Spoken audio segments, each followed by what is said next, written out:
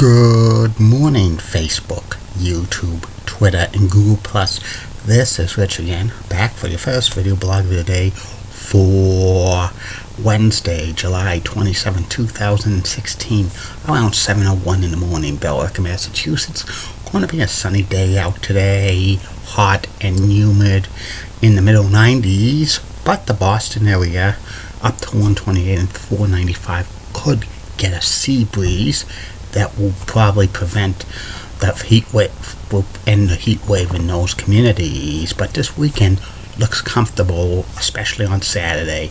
This is the peak of the average temperatures being the hottest of the year in the Boston area. So this is nothing. It's kind of normal. Please drink a lot of water, check up on the elderly, and do not leave your pets inside your vehicle for any length of period of time during this heat wave. Some news to report: Detroit Tigers beat the Boston Red Sox by a score of 9-8 last night. The Big Papi David Ortiz hit his 25th home run. The Red Sox are continuing to lose. They're so hot and cold this year. And the Lowell Spinners split a doubleheader against West Virginia. It's Happy Sleepyhead Day in Finland. And that's about it on the news. My first video blog subject of the day is about the top 10 best knuckleball pitches in Major League history.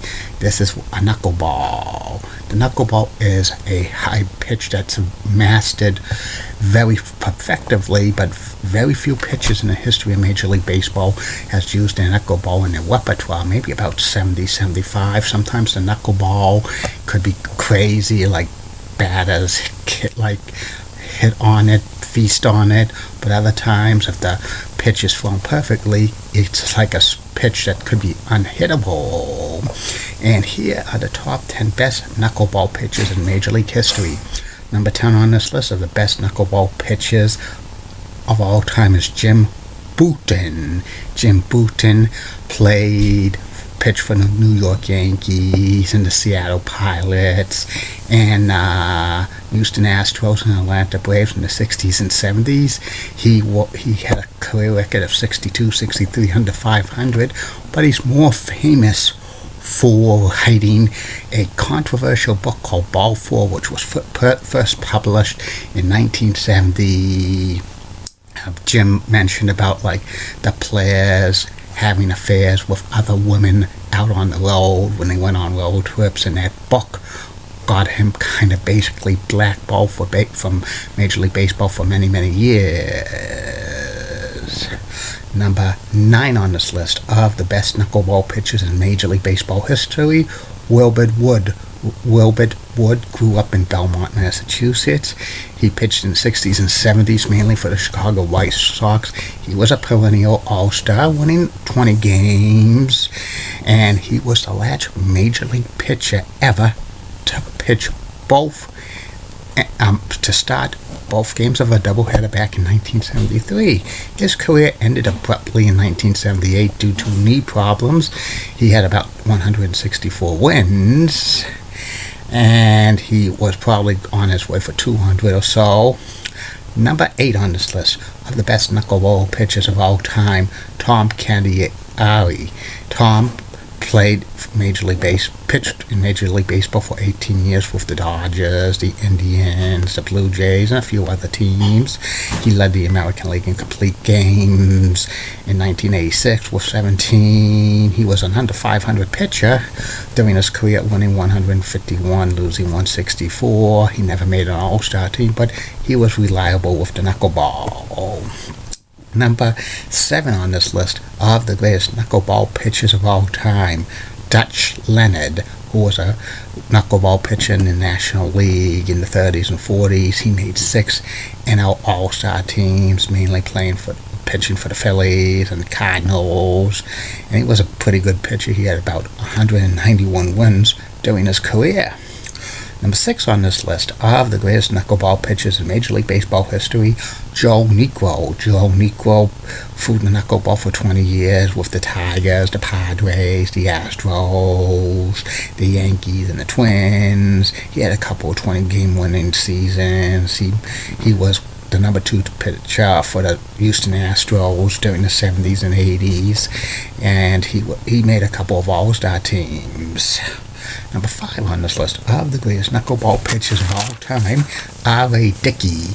R.A. Dickey was kind of a journeyman pitcher when he was in his 20s. He was bouncing around from minor leagues and major leagues. He almost quit, but he developed a knuckleball and he became pretty good with the Mets. He's the only knuckleball pitcher in Major League history to win the Cy Young back in 2012. He's still going strong at the age of 42 for the Toronto Blue Jays.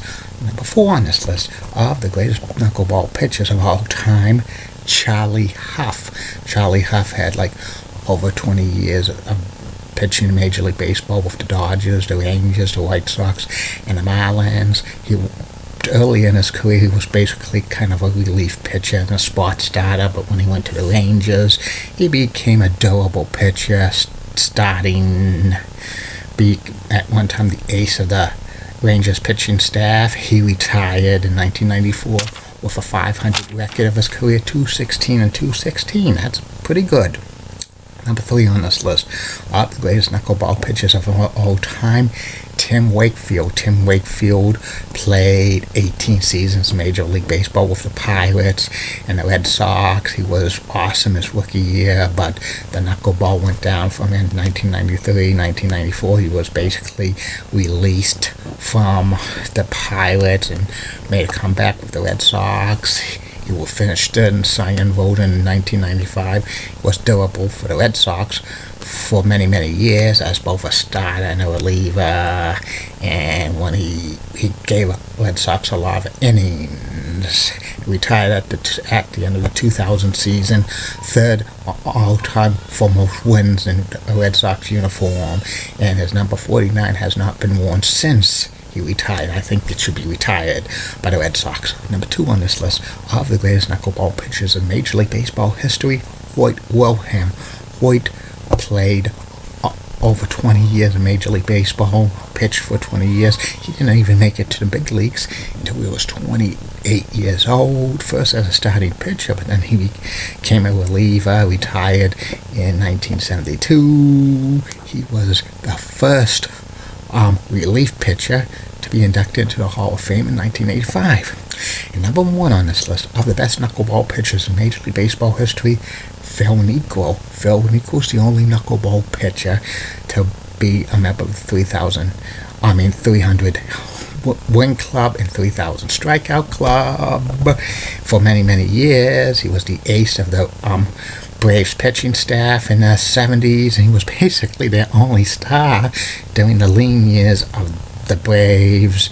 He pitched for over 20 years, retired in 1987, when he won a 300 game as a member of the New York Yankees in 1985. He did not use the knuckleball during that game. And that's about it on this list. Tomorrow will be the top 10 people that should have been in the corporation that heel stable in the WWE during the Attitude Era, 1998, 1999. Some more video blogs coming for you today. One will be about my take on this WWE concussion lawsuit that was filed.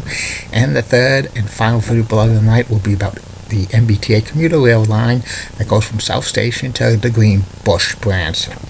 Like I always say, keep calm, everybody. I'm a Julie Button guy. Molly Rosebud of WCCOX has nice legs. Elizabeth Hutz so stunning, she's the best. Amy Sweezy is so awesome, she's awesome Amy. And Linda Church of WPIX Channel 11 New York, such a cougar, and she's got nice legs. Barbara Gibbs of ABC 11 in Raleigh, North Carolina, has a sweet southern accent. And Julie Donaldson of Comcast Sports Mid-Atlantic's my TV sports crush. And in the words of Dee Patel last week, no bus, see you later.